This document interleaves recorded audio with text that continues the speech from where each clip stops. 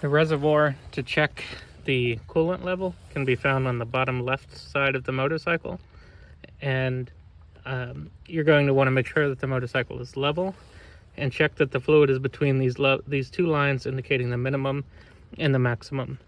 You definitely don't want it to be below the minimum, but you don't want it to be above the maximum either. The oil level check can be found on the opposite side of the motorcycle, just behind the brake control. You'll see a clear glass window. While the motorcycle is on the side stand, it will look like there's insufficient oil. However, you check it by letting the motorcycle run for 5 minutes, settle for 5 minutes, and then lift the motorcycle to where it is flat, and then check the oil level. I'll add a picture to the video showing what that looks like when the motorcycle is level. Similarly, the brake reservoir is here. You want to check that when the motorcycle is level as well. This has a minimum and a maximum here for the rear brake, and we check the front brake here on the handlebars. We can see the reservoir here. Notably, there's only a minimum marked here, so we want to make sure that we see at least enough fluid to come to the minimum line here, but there's no maximum indicated here on the front brake.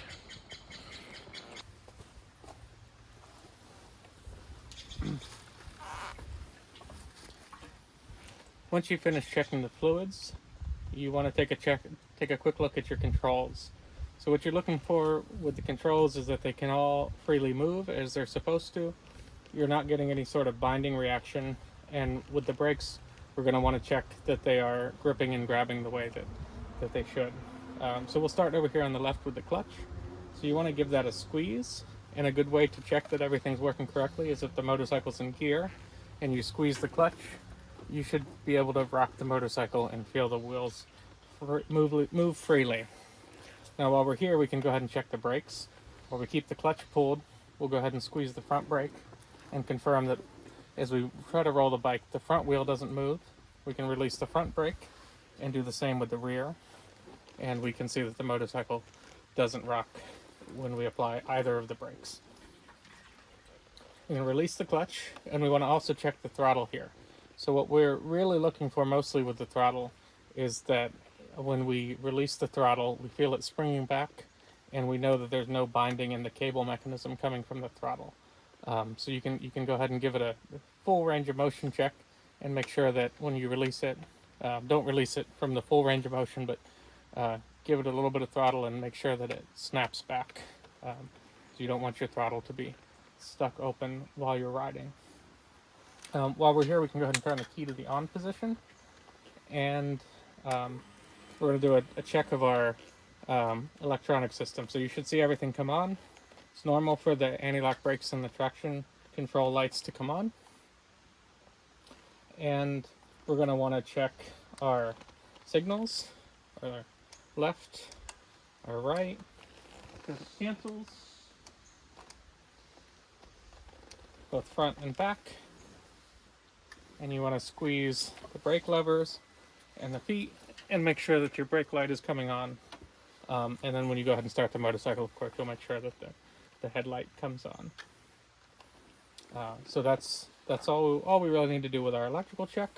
We also want to make sure that our steering is moving freely and not binding. And we want to take a quick look at the suspension in the front and the rear, and make sure that there's no signs of the suspension leaking or being bound or in any other way damaged.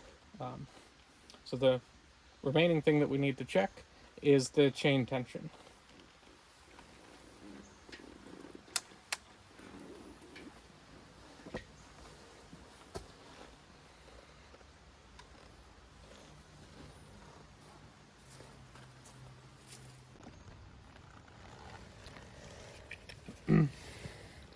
We want to check the chain by measuring the maximum vertical movement here.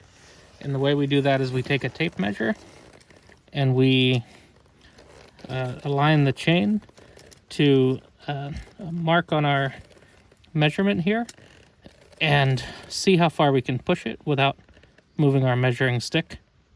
So you can see here I'm measuring about 1/4 of an inch. So I will need to convert that to millimeters for the spec. The spec, as best I can tell, for the Speed 400X is 20 to 25 millimeters, but you should confirm that within your service manual or through your local dealer. You want to make sure when you do this that you have the tightest part of the chain present, so you can roll the motorcycle forward and backwards to find the tightest part of the chain, and you want to make sure that you don't have any weight on the motorcycle while you're doing this measurement.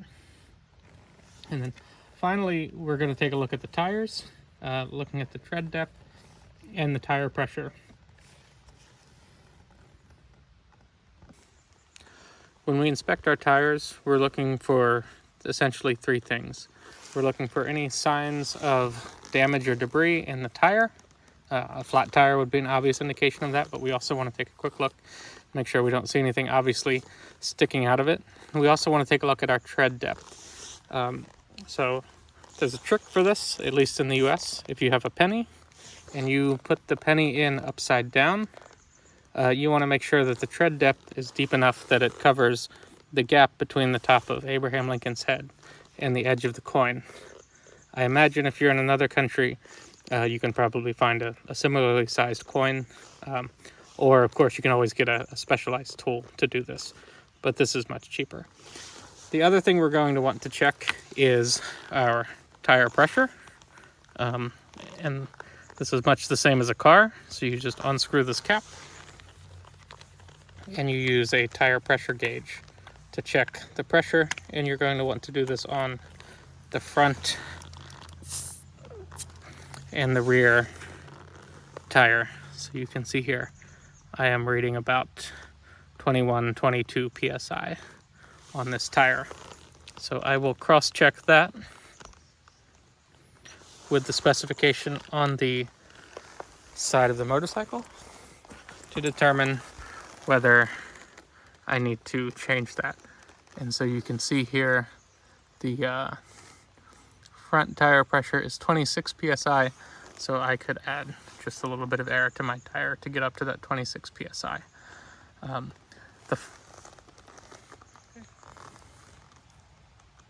You're also going to want to take a look at your brakes to make sure that your brake wear hasn't gotten to the point that they're due to be changed. So let me reposition the camera and we'll take a quick final look at the brakes.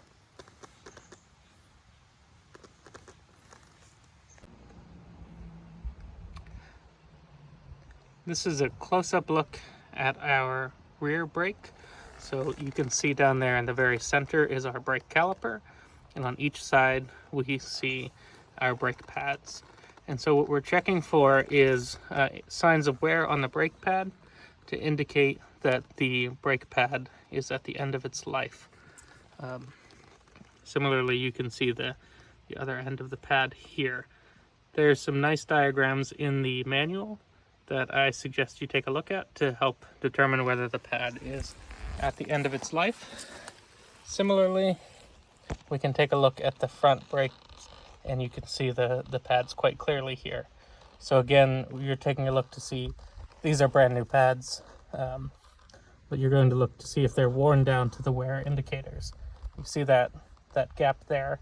That's the wear indicator. If you're no longer seeing that gap, that means it's time to replace your brakes.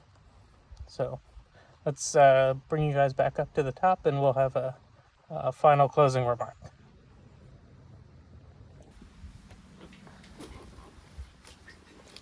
I hope that you found this video helpful. I'd like to give a disclaimer that I myself am a new rider, and this is a new motorcycle to me. So my reason for making this video is to help myself learn and to help give fellow new riders a chance to see what they're getting into before they get the motorcycle themselves, or to help them find and identify things on the motorcycle if they purchased a Speed 400 like myself. Of course, what that means is I'm not a experienced or certified motorcycle mechanic, and so I highly suggest that you follow the directions in your manual for your daily pre-ride check. This was just meant to supplement that. Similarly, if you ever have any questions about the safety of your motorcycle, I highly recommend you reach out to your local Triumph dealer. My local dealer is incredibly helpful, and I'll be more than happy to reach out to them if I run into any issues that I'm not comfortable with. Um, Particularly, the majority of these items are safety related. So if you have any uncertainty about it at all, please stop what you're doing and either reach out to someone you know who may have more experience, or to your official local Triumph service provider. But I hope you found this helpful, and I'd like to give a bit of a teaser for our upcoming videos. So I've got a couple videos planned. I'd like to do a bit of a gear review and kind of explain why I chose the gear that I chose. So that'll be coming up as one of the next few videos. I'm also planning on making a video where I show you kind of where some of the hidden things are around here, like how to get the gas cap open, how to take the seat off, what the toolkit looks like. Just some quick, simple things like that. But the really exciting things I have coming is I have a set of upper and lower engine bars that I'm going to be installing on this motorcycle, and I'm going to do an install video for both of them. So keep watching, subscribe, let me know in the comments what you want to see, but stay tuned because the engine guard installs, those should be a lot of fun.